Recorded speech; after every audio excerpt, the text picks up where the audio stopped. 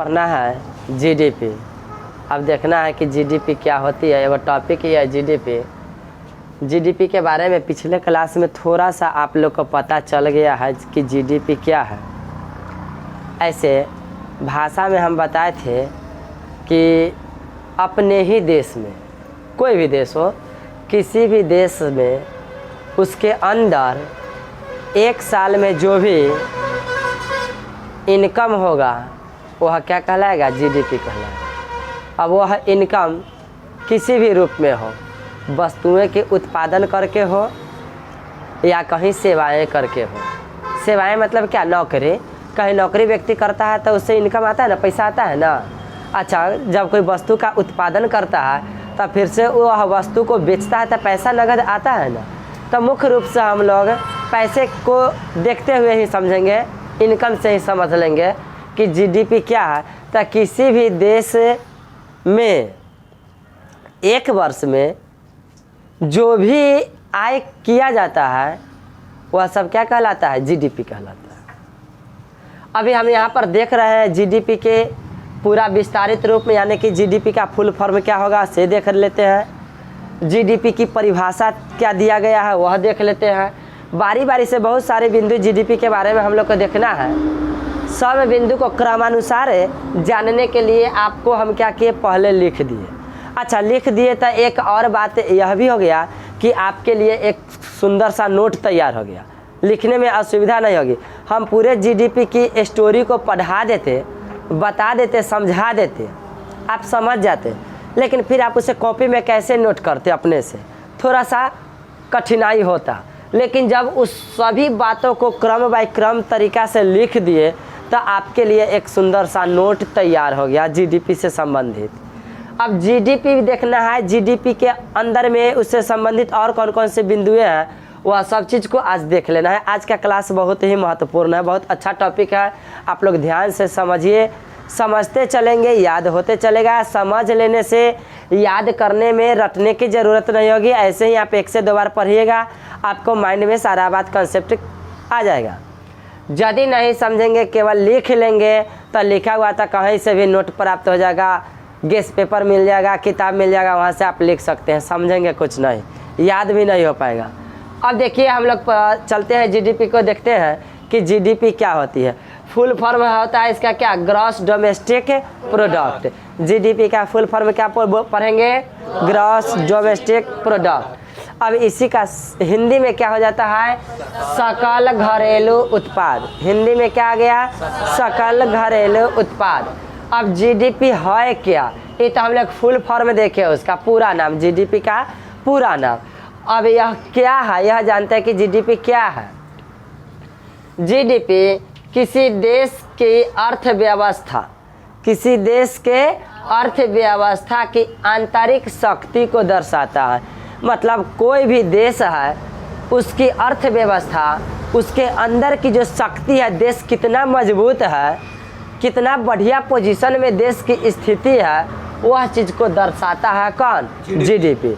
जिस देश का जीडीपी बहुत ही अच्छा होगा, उस देश के अंदर की शक्ति, जीडीपी के संख्यात्मक मान को देखने से ही पता चल जाएगा कि जीडीपी देश का बढ़िया। इसका मतलब देश अंदर से मजबूत है, देश में किसी तरह की कोई खोखलापन वाली बात नहीं है, देश कमज़ोर नहीं है, देश अंदर से मजबूत है।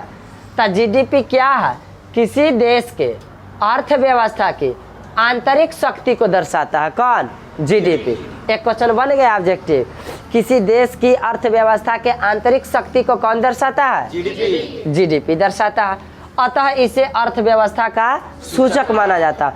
अर्थव्यवस्था का सूचक क्या होता है? जीडीपी होता है। आगे ये जीडीपी क्या है वो बात को बतलाए। अब हम लोग जीडीपी की परिभाषा कैसे लिख सकते हैं? परिभाषा में देखते हैं, किसी भी देश की घरेलू सीमा के अंदर, हम उस दिन बताए थे कि यह एक देश है, इस देश की सीमाएं हो गया, बाउंड्री हो गया, इसके अंदर में बहुत सारे इनकम होगा।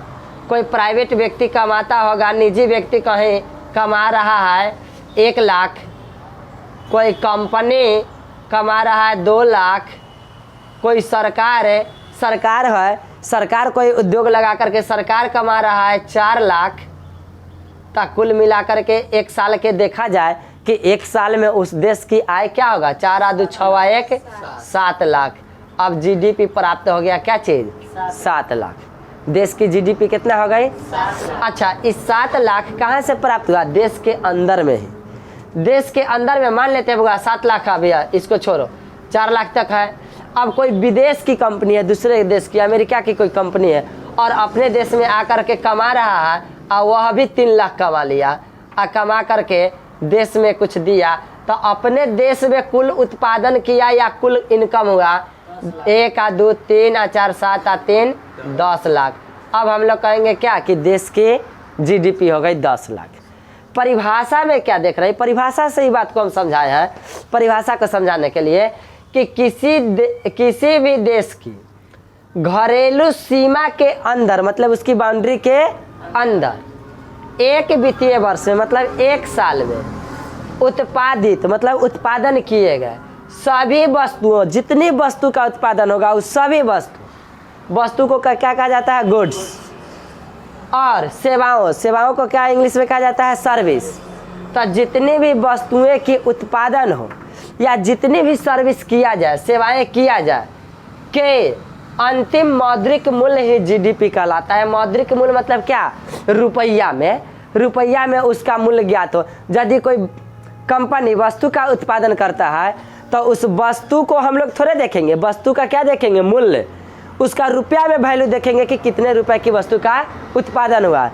कोई व्यक्ति कहीं सेवा कर रहा है तो सेवा तो कर रहा है, लेकिन उस सेवा के बदला में उसे पैसा मिल रहा है ना, तो उस सेवा को रुपया में देखेंगे कि कितने रुपए की सेवा किया गया।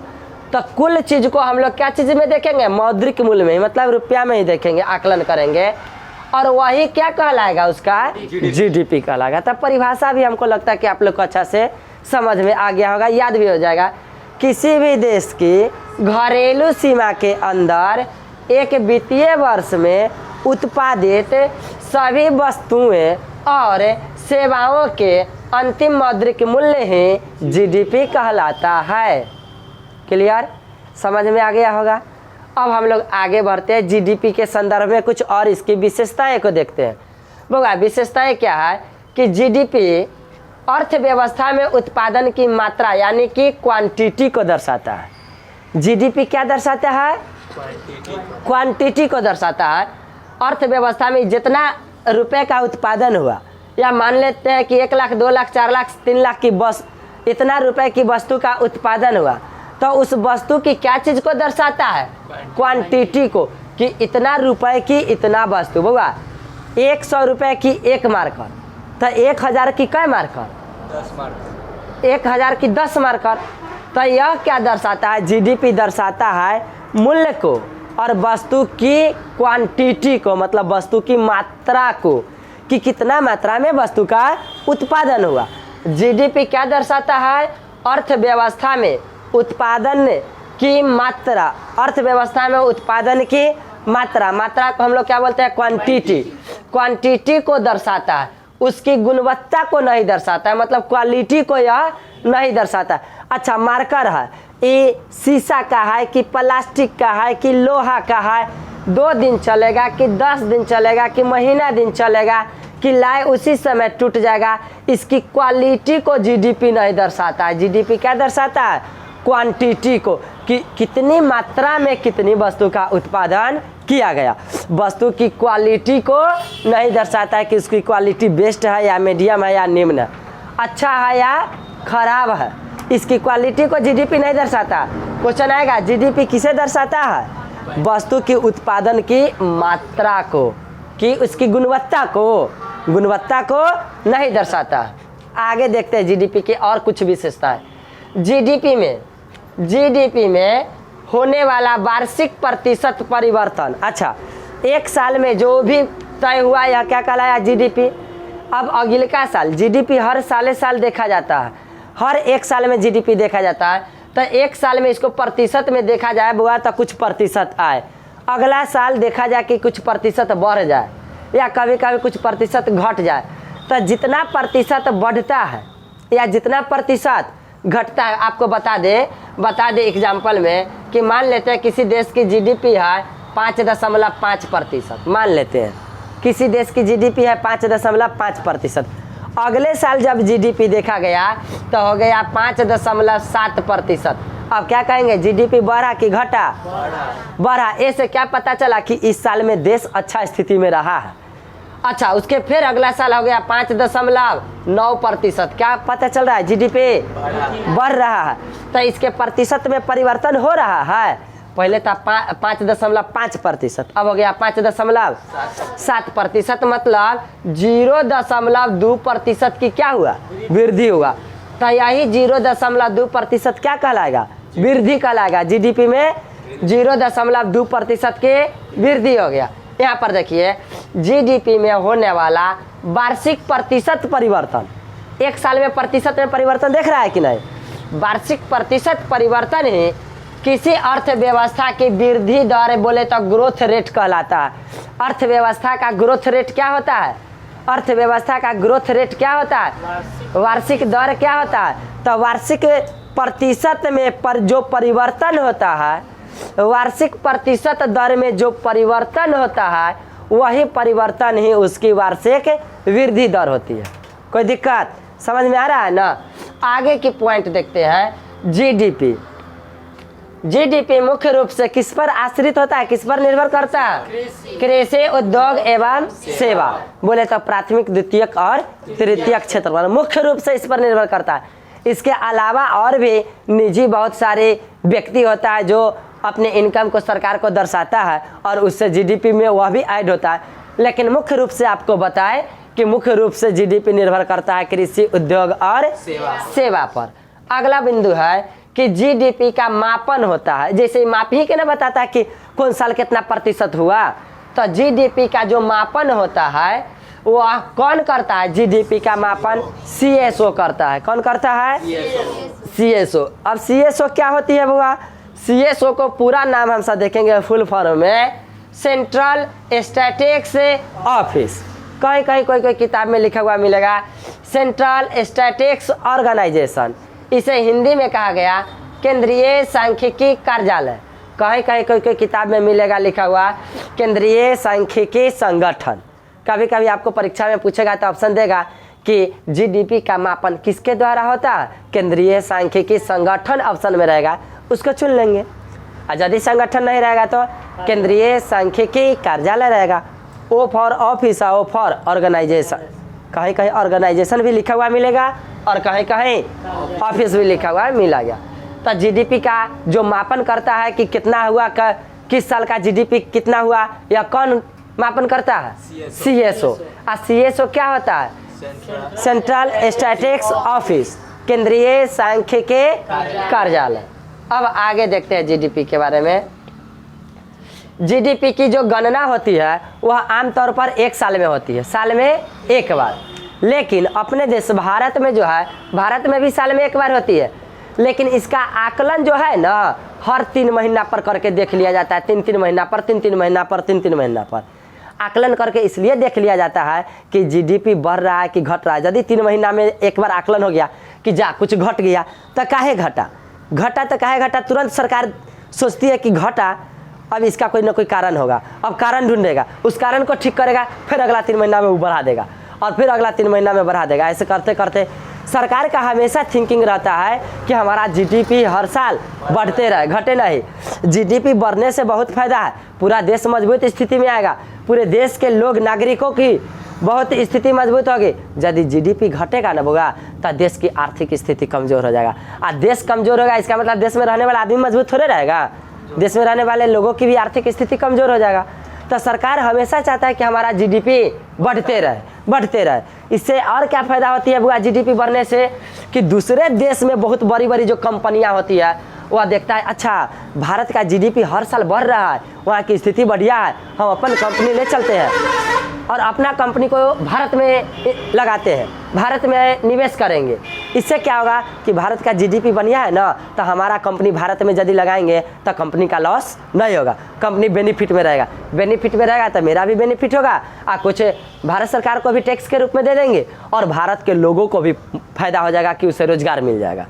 तो दूसरे देश के बड़ी बड़ी कंपनियां जो होती है वह इस देश में आएगी, किस लिए आएगी? जब वह देखेगी कि भारत का जीडीपी अच्छा है, बढ़ रहा है, तब ना आएगी। और देखेगा कि जीडीपी माइनस में जा रहा है तो कोई दूसरे देश से कंपनी आएगी, नहीं आएगी। वह कहेगी हम वहाँ जाएंगे, कंपनी लगाएंगे, हमारा कंपनी लॉस हो जाएगा, घाटा में चला जाएगा, नहीं आएगा लगाने के लिए। तो जीडीपी बढ़ना जरूरी है और सरकार की भी यही नियत होती है कि हम जीडीपी हमेशा बढ़ाते रहे। बुआ कभी कभी जीडीपी अचानक गिरने लगता है। ऐसे जीडीपी का मापन होता है साल में एक बार, लेकिन उसका आकलन हर 3 महीने पर होते रहता है। अच्छा, कभी कभी जीडीपी 3 महीना में पता चलता है कि गिर गया, पीछे आ गया, माइनस में आ गया। तुरंत सरकार क्या करती है, जीडीपी को बढ़ाने के लिए कोई अच्छा सा योजना बना करके लॉन्च करती है, कोई नई योजना देती है। कोई नई योजना आया और उसके तहत लोग व्यक्ति क्या करता है, उस योजना का लाभ उठाने के लिए कुछ नया नया बिजनेस कर लेता है। इससे क्या होता है, सरकार के खाते में कुछ पैसा चला जाता है। सरकार के खाते में पैसा जाएगा, वह जीडीपी तुरंत क्या करेगा, प्लस हो जाएगा। क्लियर, समझ में आ रहा है। अब देखेंगे बुआ हम सब यहाँ पर कि जीडीपी की गणना आमतौर पर 1 वर्ष में होता है, किंतु भारत में इसे हर 3 महीने में आंका जाता है। इसका आकलन हर 3 महीने में होते रहता है। आगे जीडीपी का जो मापन होता है वह कैसे होता है, जीडीपी का मापन कैसे होता है, साल में 1 बार होता है, तो कैसे होता है, इसके लिए एक सूत्र है। क्या सूत्र है जीडीपी के लिए सूत्र है बुआ, हम आपको अभी यहाँ पर बताए थे एक बात बताए थे। जीडीपी को अभी चित्र बना करके भारत के ऐसे गोल बना करके बताए थे। पहले यहाँ पर बता देते हैं जीडीपी का मापन कैसे होता है, किस सूत्र पर होता है। जीडीपी में होता है, सबसे पहले बता दिए क्या, प्रति व्यक्ति निवेश प्लस व्यापारिक निवेश प्लस सरकारी निवेश फिर प्लस निर्यात माइनस आयात। इस सूत्र को समझेंगे। मतलब एक देश की जीडीपी निकालने के लिए कोई एक निजी व्यक्ति द्वारा कुछ पूंजी निवेश किया गया, वह पूंजी जुटेगा, प्लस बड़ा बड़ा व्यापारियों द्वारा बहुत अधिक मात्रा में, बहुत सारे व्यापारी है और उन सभी व्यापारियों द्वारा बहुत अधिक मात्रा में पूंजी निवेश किया गया, वह भी जुटेगा, व्यापारिक निवेश।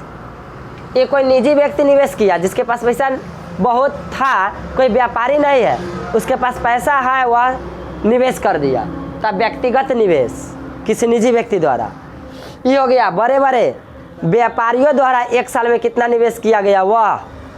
प्लस सरकारी निवेश, मतलब सरकार भी तो निवेश करती है, सरकारी निवेश। और उसके बाद प्लस में होता है निर्यात माइनस आयात। और इस सभी को जोड़ करके जो आता है ना, वह कहलाता है क्या चीज, जीडीपी।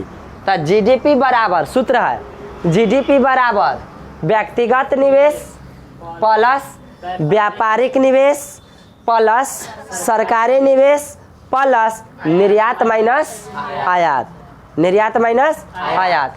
आई पूरा कैलकुलेशन करके जो आएगा वही क्या होगा, जीडीपी होगा। इसको थोड़ा अच्छा से समझेंगे। निर्यात माइनस आयात क्या बउआ, हम लोग कुछ वस्तुएं दूसरे देश को निर्यात करते हैं, बेचते हैं कि नहीं बेचते हैं, दूसरे देश को बेचते हैं ना। अच्छा, हम आपको एक अभी छोटा सा एक परिवार से समझाते हैं, एक घर से आपको हम समझाते हैं जीडीपी को अच्छा से। ये जो सूत्र है ना, इस सूत्र को समझाते हैं। मान लेते हैं कि एक घर में 5 सदस्य हैं, एक घर में 5 सदस्य है। एक सदस्य ने कमा करके घर में लाया 10,000 रुपया। पहला सदस्य कितना लाया, 10,000 रुपया लाया। दूसरा सदस्य लाया 15,000 रुपया। तीसरा सदस्य लाया 10,000 रुपया। चौथा सदस्य लाया 5,000 रुपया, 5,000 रुपया लाया। और 5वां सदस्य क्या किया कि वह कमाया नहीं, इसके पास में कुछ संपत्ति था, कुछ ऐसा संपत्ति था जो ये दूसरे देश से बेच दिया।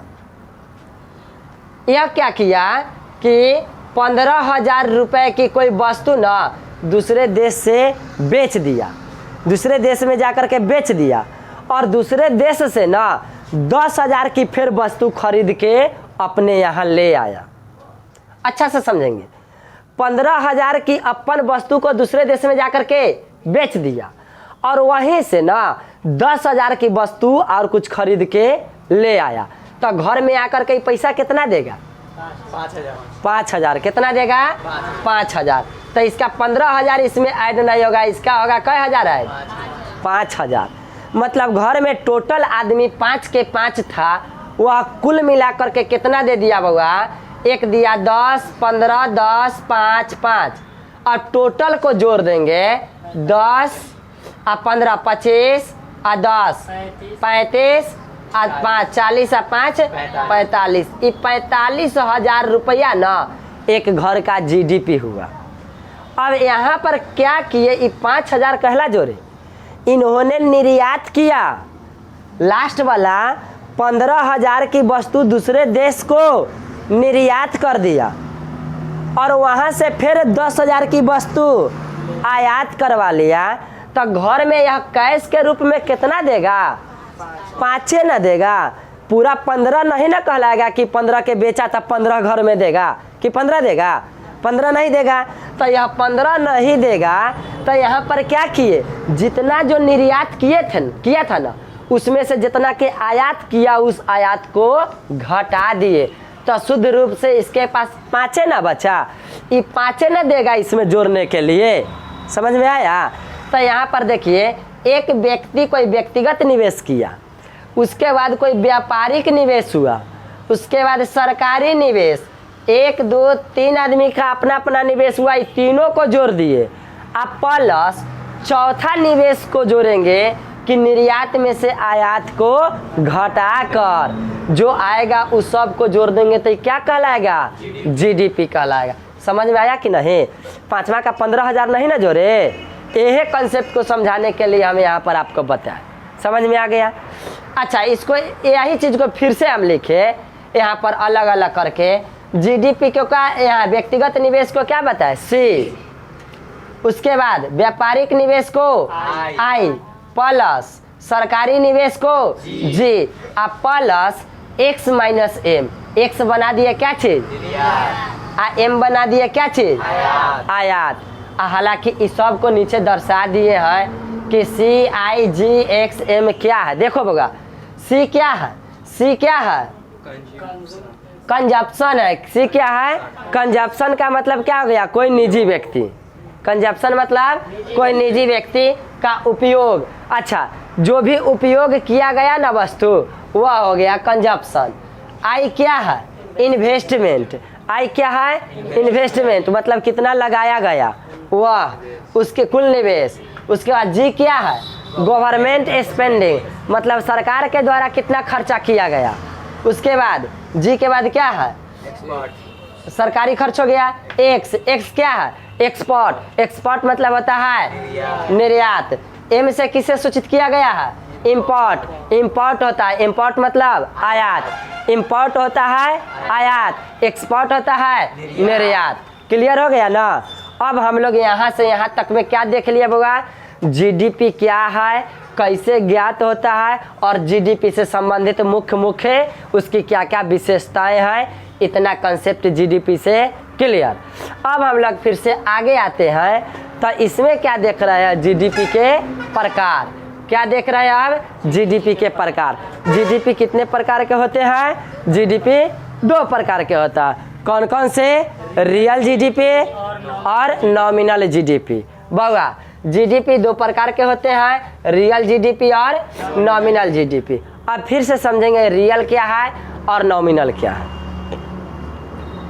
जब जीडीपी का आकलन आधार वर्ष के मूल्यों पर किया जाता है, जब जीडीपी का आकलन आधार वर्षों के मूल्यों पर किया जाता है तो उसे रियल जीडीपी कहा जाता है। तथा जब जीडीपी का आकलन वर्तमान मूल्य पर किया जाता है तो उसे नॉमिनल जीडीपी कहा जाता है। जीडीपी कितने प्रकार के होते हैं? 2 प्रकार के। कौन कौन? रियल जीडीपी और नॉमिनल जीडीपी। यहाँ रियल जीडीपी को भी बता दिए, नॉमिनल जीडीपी को भी बता दिए, लेकिन आप लोग को समझ में नहीं आया कि रियल जीडीपी क्या है, नॉमिनल जीडीपी क्या है। अब बता दिए, लिख दिए, बता दिए कि जब आधार वर्ष के मूल्यों पर जीडीपी का आकलन आधार वर्ष के मूल्यों पर होगा तब तो हम लोग कहेंगे रियल जीडीपी है। और जीडीपी का आकलन वर्तमान मूल्य पर यदि होगा तब कहेंगे नॉमिनल जीडीपी। ये बात हम बता रहे हैं। ऐसे बोल के बता रहे हैं लेकिन आपको समझ में नहीं आ रहा है। हम भी समझ रहे हैं कि आपको समझ में नहीं आ रहा। बउआ कम जगह है, बोर्ड पर जगह ही बहुत कम है, लेकिन कम जगह में ही आपको समझ लेना है। देखिए समझिए रियल जीडीपी और नॉमिनल जीडीपी को अच्छा से समझो। बउआ नींद लग रहा है, टाइट से बैठो एनर्जी में। सवेरे से बोल रहे हैं हमको इतना एनर्जी खत्म हो गया तभी हम टाइट से बोल रहे हैं, ये सब अभी मलुआ गई। बउआ टाइट से रहो। देखो रियल जीडीपी नॉमिनल जीडीपी को समझो क्या होता है रियल जीडीपी। हाँ एक बात इसमें आ गया क्या कि जब आधार वर्ष के मूल्य पर, जब जीडीपी का आकलन आधार वर्ष के मूल्य पर किया जाता है तो रियल जीडीपी कहलाता है, तथा जब रियल जीडीपी का आकलन वर्तमान मूल्य पर किया जाता है तो उसे नॉमिनल जीडीपी कहा जाता है। अब आधार वर्ष का मूल्य क्या है और वर्तमान मूल्य क्या है, इस चीज़ को हम लोग बढ़िया से देखेंगे, खूब बढ़िया से। यही चीज़ को समझा देंगे ना, रियल और नॉमिनल क्लियर हो जाएगा। समझिए आधार वर्ष क्या होता है। हम कहें कि जीडीपी का मापन किसके द्वारा होता है, सीएसओ द्वारा होता है।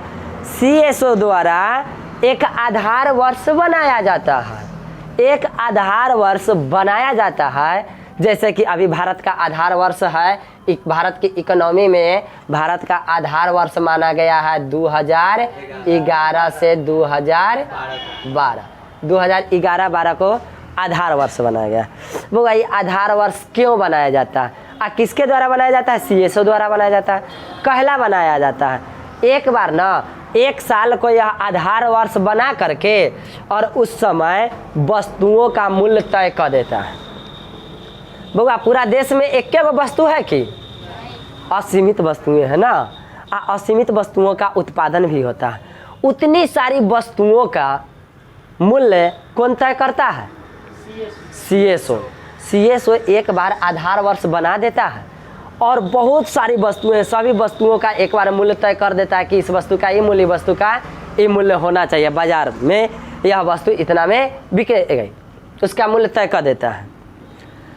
अब बहुत सारी वस्तुएं हैं, सबको मूल्य तय करने में समय लगता है बउआ। एक साल तय कर दिया, फिर उस मूल्य तय करके एक साल का जीडीपी दिखा दिया, फिर अगले का साल यदि सबका मूल्य बढ़ जाए बउआ, फिर उस सबके मूल्य तय करेगा, फिर उस समय की जीडीपी तय करेगा, समय बहुत लग जाएगा। वो एक बार ना आधार वर्ष में मूल्य तय कर देता है और वही आधार वर्ष से ना 4 साल 5 साल 6 साल 8 साल 10 साल तक खींचते रहता है कि वस्तु का जीडीपी यही आधार मूल्य से वह बार बार निकालते रहता है। तो जब 2011 में वस्तु का मूल्य तय हो गया आधार वर्ष मान करके, और 2016, 17, 18 में भी जीडीपी देखा जाता है वह समय के वस्तु के मूल्य से, तो उसे उस जीडीपी को कहा जाएगा रियल जीडीपी। क्या कहा जाएगा, रियल जीडीपी। अच्छा 2011-12 में वस्तु का मूल्य तय हुआ, 2018 आ गया, 2018 में उस वस्तु का रेट क्या हो गया, बढ़ करके बहुत अधिक हो गया, रेट बढ़ गया। तो 2018 में 2 तरह से जीडीपी तय होगा, एगो रियल जीडीपी इस समय की रेट से, इस समय की रेट से आधार वर्ष के समय का जो रेट तय हुआ था ना, उस समय की रेट से वस्तु का के मूल्य का जीडीपी तय होगा। और 2018 में उस वस्तु का रेट ना बहुत अधिक बढ़ गया, तो 2018 में बढ़ा हुआ जो वर्तमान मूल्य रहेगा ना, उस मूल्य से जब जीडीपी तय होगा तब उसी को कहा जाएगा क्या, नॉमिनल जीडीपी। जीडीपी 2 तरह से तय होता है, एक रियल जीडीपी और एक नॉमिनल जीडीपी। तो जब आधार वर्ष के मूल्य से जीडीपी निकाला जाएगा तो उसे कहा जाएगा रियल जीडीपी, और वर्तमान वर्ष जो चल रहा है उस वर्ष के मूल्य से यदि जीडीपी तय होगा तो उसे कहा जाएगा नॉमिनल जीडीपी। अब कुछ हद तक समझ में आया होगा आपको ना, और समझिए बउआ। और देखो मान लेते हैं 2011-12 जिस समय मूल्य तय हुआ, जब मूल्य तय हुआ तो मान लेते हैं ये एक वस्तु है, मान लो बार बार हम वस्तु में मार्करे का आपको एग्जाम्पल दिखाते हैं, तो मार्करे मान लीजिए, इसका 2011-12 में ना कीमत था 10 रुपये। बउआ 2011-12 में इसका कीमत था 10 रुपया। क्या रुपया था इसका कीमत, 10 रुपया। अब 10 रुपया इसका कीमत था 2011-12 के हिसाब से, एक मार्कर का कीमत कितना, 10 रुपया। उत्पादन हुआ कितना, 100 मार्कर। कितना उत्पादन हो गया, 100 मार्कर। तो कुल मूल्य कितना हो गया इसका? मौद्रिक मूल्य। मुद्रा में देखा जाए तो इसका हो गया 1000। 1000 मूल्य हो गया। कितना वस्तु का? 100 वस्तु का। 100 मार्कर का मूल्य कितना हो गया? 1000 रुपया। समझ में आ गया? अब बउआ देखो कि 2018 में आ जा। 2018 में इस मार्कर का कीमत हो गया 50 रुपया। कितना हो गया? 50 रुपया। कितना हो गया इसका कीमत? 50 रुपया। अब हो गया 50 रुपया।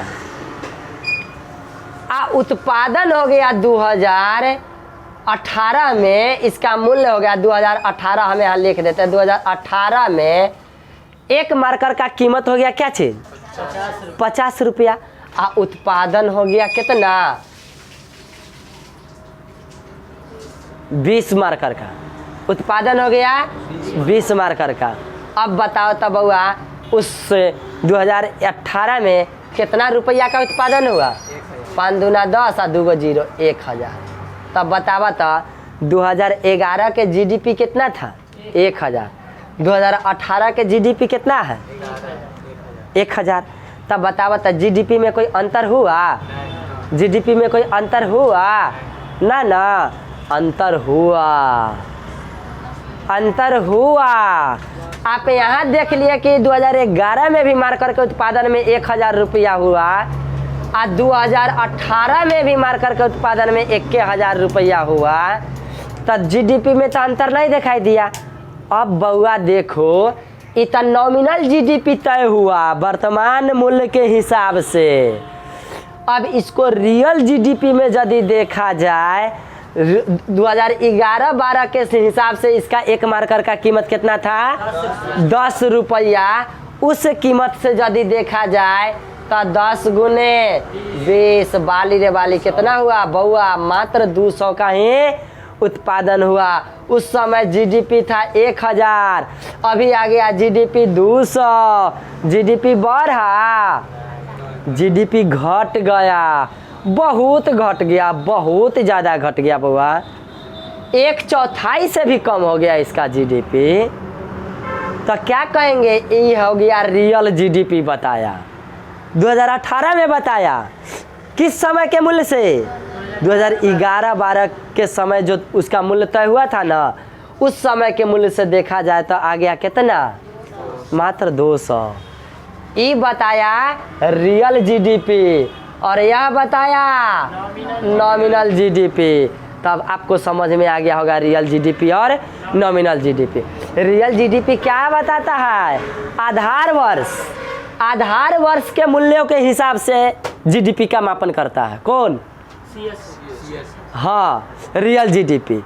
और नॉमिनल जीडीपी, नॉमिनल जीडीपी वर्तमान मूल्य के हिसाब से वस्तुओं का उत्पादन है, आकलन करता है। यानी कि क्या बताए कि जब आकलन वर्तमान मूल्य पर किया जाता है तो उसे नॉमिनल जीडीपी कहा जाता है।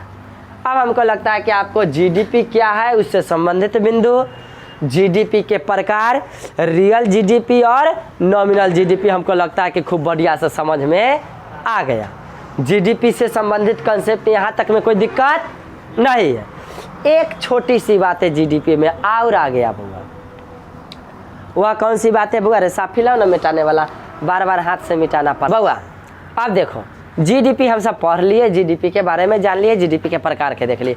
अब जीडीपी में एक छोटा सा बात और देख लेना है। जीडीपी से बना एनडीपी, जीडीपी से बना है एनडीपी, जीडीपी से क्या बना? एनडीपी। और केवल क्या हुआ? जी के जगह आ गया एन, तो इसका जी के जगह क्या हो जाएगा? हाँ, यहाँ पर हो गया ग्रॉस के जगह नेट, बस नेट डोमेस्टिक प्रोडक्ट। वो था सकल घरेलू उत्पाद।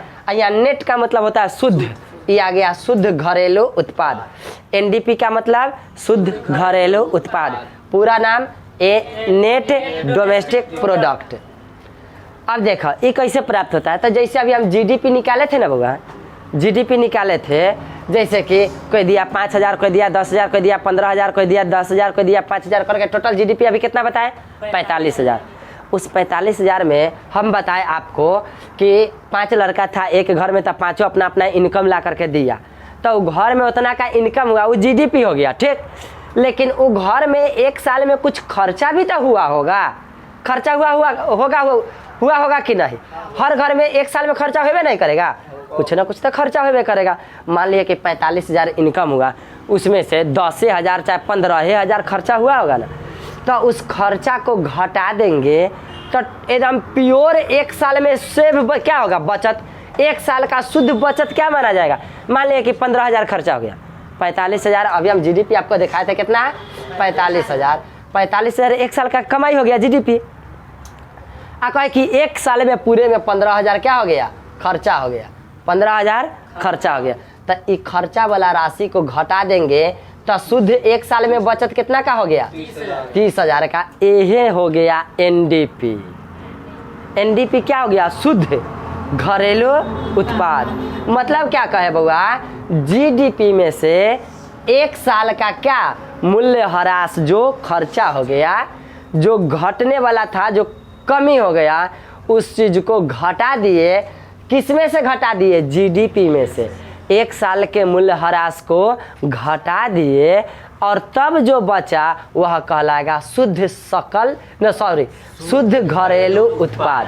क्या कहलाएगा, शुद्ध घरेलू उत्पाद। इंग्लिश में क्या कहलाएगा, नेट डोमेस्टिक प्रोडक्ट। शॉर्ट में क्या कहलाएगा, एनडीपी। तो एनडीपी आप लोग जान गए कि एनडीपी क्या हो गया, नेट डोमेस्टिक प्रोडक्ट। क्या बताए, जीडीपी में से मूल्यह्रास को घटाकर जो प्राप्त होता है उसे एनडीपी कहा जाता है। अच्छा, इतने बताए कि एनडीपी छोटा होता है जीडीपी से, ऑटोमेटिक छोटा होगा। जीडीपी था 45,000, एनडीपी है 30,000, तब बड़ा कौन होगा, जीडीपी। छोटा कौन होगा, एनडीपी। कभी कभी ऐसा आ जाएगा कि एनडीपी बड़ा है कि छोटा है जीडीपी से कि बराबर है, तो एनडीपी हमेशा छोटा होता है जीडीपी से, हमेशा, ठीक। अब एनडीपी देख लिए, जीडीपी से ही ना एनडीपी आया। अब एक और नया टॉपिक है हम लोग को पढ़ना, जीएनपी। अभी पढ़े, इधर पढ़े जीडीपी, अब यहाँ पढ़ रहे हैं जीएनपी। अब जीएनपी समझना है कि जीएनपी क्या होता है बउआ। जीएनपी का मतलब हो गया ग्रॉस, यहाँ पर गलती लिखा गया है, ग्रॉस नेशनल होगा बुआ, नेशनल, ग्रॉस नेशनल प्रोडक्ट होगा। देखो डोमेस्टिक लिखा गया था, ग्रॉस नेशनल प्रोडक्ट, सकल राष्ट्रीय उत्पाद, सकल राष्ट्रीय उत्पाद। पहले ये क्या है से देख लेते हैं और इसकी परिभाषा को देख लेंगे, फिर इसको अभी यहाँ पर लिख करके आपको समझाएंगे। देखो बुआ, देश के निवासियों द्वारा, जैसे कोई भी देश, हम लोग भारत में के निवासी है, तब भारतीयों द्वारा, आपको एग्जाम्पल डायरेक्ट देते चलते हैं। देश के निवासियों द्वारा देश में या विदेश में, मतलब भारत के लोगों द्वारा अपने भारत में इनकम किया जाए या भारत के बाहर जाकर के इनकम किया जाए, वह दोनों को जोड़ दिया जाएगा। अपने देश के लोगों द्वारा अपने देश में कुछ इनकम हुआ, उसको जोड़ दिया जाए, और अपने देश के, भारत के लोग विदेश में जाकर के इनकम किया तो वहाँ का भी इनकम को जोड़ दिया जाए, तो क्या प्राप्त होगा, जीएनपी प्राप्त होगा। बोले तो ग्रॉस नेशनल प्रोडक्ट, मतलब सकल राष्ट्रीय उत्पाद। जीएनपी में एक चीज नहीं जुटता है, कौन, आपको बता दे, अपना देश में कोई विदेशी आकर के जो इनकम कर रहा है ना, वो विदेशी के इनकम अपना जीएनपी में नहीं जुटता है। जीएनपी में केवल और केवल भारतीयों का इनकम, वो भारत में हो या विदेश में हो। हाँ, जीडीपी में आपको हम बताए थे बउआ कि एगो देश है, हम आपको इस तरह से बताए थे कि यह एक देश है, इस देश के अंदर में जितना उत्पादन हो रहा है ना या कमाई हो रहा है वही जुटेगा। अब भारत के आदमी इधर दूसर देश में जाकर के कमा रहा है तो इसमें जीडीपी में नहीं जुटेगा। हाँ, जीएनपी में भारत के आदमी यहाँ कमा रहा है वो जुटेगा, अब भारत के आदमी दूसरे देश में भी जाकर के कमा रहा है वो भी जुटेगा। जीएनपी भारतीयों द्वारा भारत में या भारत के बाहर दूसरे देश में जाकर के जो कमाता है वह कुल क्या होता है, जुटता है, तो वह क्या कहलाता है, जीएनपी कहलाता है। एक चीज नहीं जुटता है, भारत में विदेशियों द्वारा जो आय होता है वो आय नहीं जुटता है। समझ में आ गया? जीएनपी क्या है? मतलब अब जीएनपी में ऐसे भी कह सकते हैं हम लोग, एक जीडीपी से लेके चले ना तो ऐसे कह सकते हैं जीडीपी। बउआ जीडीपी, तो जीडीपी में तो भारत का भारतीयों द्वारा भी आय है, अब विदेशियों द्वारा भी इसमें आय है ना जीडीपी में। तो जीडीपी से जीएनपी की तुलना करें तो जीडीपी प्लस भारतीयों द्वारा विदेश में प्राप्त आय और माइनस विदेशियों की आय। हाँ, विदेशियों द्वारा भारत में जो आय किया गया है वो आय को माइनस कर देना होगा। समझ में आ गया होगा? जीएनपी समझ में आ गया? क्या हो गया? यदि जीडीपी से तुलना करें, हम आपको जीएनपी एक बार डायरेक्ट बताएं कि भारत में भारतीयों द्वारा कुल आय अब प्लस विदेश में भारतीयों द्वारा कुल आय, दोनों को जोड़ देंगे, क्या प्राप्त हो जाएगा? जीएनपी। कह रहे हैं कि इसमें विदेशियों की आय नहीं जुटता है। अब जीएनपी को दूसरे तरह से देखें, जीडीपी से तुलना करें तो जीडीपी के साथ जीएनपी यदि निकालना हो तो जीडीपी माइनस भारत में विदेशियों द्वारा आय प्लस विदेश में भारतीयों द्वारा आय, क्या कहलाएगा? जीएनपी कहलाएगा। अब समझ में आ गया होगा आपको? देखिए भाषा में हम इसको लिख करके आपको नोट बनाने के लिए इतना सारी बात को लिख दिया है, नहीं तो समझ तो आप यहीं से गए हैं। जीएनपी क्या है, जीडीपी क्या है, आपको यहीं से क्लियर समझाते चल रहे हैं। जीएनपी के देखिए कि जीएनपी देश के आंतरिक और बाह्य दोनों शक्तियों को दर्शाता है। वाह वाह, जीडीपी केवल आंतरिक शक्ति को दर्शाता है और जीएनपी आंतरिक शक्ति को भी दर्शाता है और बाह्य शक्ति। जिस देश का जीएनपी मजबूत है ना, उससे पता चल जाता है कि अच्छा जीएनपी मजबूत है, मतलब इस देश के अंदर में इस देशवासियों द्वारा भी आय अच्छा होता है, अब विदेश में भी इस देशवासियों द्वारा आय अच्छा होता है। इसका जीएनपी ठीक है, मतलब देश का आंतरिक शक्ति भी मजबूत है और बाहरी शक्ति भी मजबूत है। जो बाहर में कमा रहा है ना वो बहुत आय कर रहा है, वह भी इसका बाह्य शक्ति भी मजबूत है और आंतरिक शक्ति भी मजबूत है। आगे जीएनपी आंतरिक और बाह्य दोनों शक्ति को दर्शाता है। अच्छा, जीएनपी में उत्पादित वस्तुओं और सेवाओं की मात्रा और गुणवत्ता दोनों को दर्शाता है। वाह वाह, देखिए यह केवल मात्रा को दर्शाता है कि कितना मात्रा में उत्पादन हुआ। जीडीपी गुणवत्ता को नहीं दर्शाता है, लेकिन जीएनपी मात्रा को भी दर्शाता है और गुणवत्ता को भी दर्शाता है कि कितना मात्रा में क्या चीज़ का उत्पादन हुआ और उसकी गुणवत्ता, उसकी क्वालिटी कैसी है। जीएनपी दोनों दर्शाता है, मतलब क्वालिटी भी और क्वांटिटी भी दोनों को दर्शाता है। और जीडीपी केवल और केवल क्वांटिटी को दर्शाता है। ये दोनों को थोड़ा सा कंपेयर कर दिए कि कभी अंतर लिखने के लिए आ जाए ना, जीडीपी और जीएनपी में 2-3 अंतर लिखे तो आप इतना बता सकते हैं जीडीपी और जीएनपी में अंतर। अब देखिए जैसे जीडीपी का यहाँ पर हम लोग क्या किए थे, मापन किए थे, उसी तरह से जीएनपी का भी मापन होता है। जीएनपी का मापन आपको समझा दिए, जीडीपी माइनस विदेशियों द्वारा देश में प्राप्त आय प्लस देशवासियों द्वारा विदेश में प्राप्त आय से क्या प्राप्त हो जाएगा? जीएनपी। जीएनपी क्लियर हो गया। अब देखिए अब जीएनपी से एक चीज प्राप्त हुआ, क्या? एनएनपी। जैसे जीडीपी से प्राप्त हुआ था क्या? एनडीपी, उसी तरह से जीएनपी से प्राप्त हुआ एनएनपी। अब एनएनपी को देख लीजिए कि एनएनपी क्या होता है। बाबा एन मतलब नेट, फिर एन मतलब नेशनल, पी मतलब product, national product, national product, यहाँ था ग्रॉस, यहाँ था नेट, नेट नेशनल प्रोडक्ट का मतलब क्या हो गया? शुद्ध राष्ट्रीय उत्पाद। क्या हो गया? शुद्ध राष्ट्रीय उत्पाद। क्या हो गया? शुद्ध राष्ट्रीय उत्पाद। अब देखिए जीएनपी जो प्राप्त होता है ना, इस जीएनपी में से कुछ मूल्य ह्रास भी होता है। उस मूल्य ह्रास को घटाकर जो प्राप्त होता है ना, वही होता है एनएनपी। एनएनपी होगा जीडीपी में से मूल्य ह्रास को घटाए तो क्या आया था? एनडीपी। और जीएनपी में से मूल्य ह्रास को घटा देंगे ना तो क्या प्राप्त हो जाएगा? एनएनपी प्राप्त हो जाएगा। मतलब नेट, नेट मतलब शुद्ध राष्ट्रीय उत्पाद, शुद्ध राष्ट्रीय उत्पाद। अच्छा, शुद्ध राष्ट्रीय उत्पाद मतलब एक देश में जैसे भारत हो गया, ये पूरे भारतीयों की जो राष्ट्रीय आय होगा वो यही होगा। राष्ट्रीय आय इसी को कहा जाता है। राष्ट्रीय आय से आप क्या समझते हैं? वो आएगा कि राष्ट्रीय आय क्या है? राष्ट्रीय आय यही है, यही है सकल राष्ट्रीय उत्पाद, यही इसी से प्राप्त होता है राष्ट्रीय आय। राष्ट्रीय आय से प्राप्त होता है प्रति व्यक्ति आय। प्रति व्यक्ति आय मतलब एक व्यक्ति का कितना आय होता है।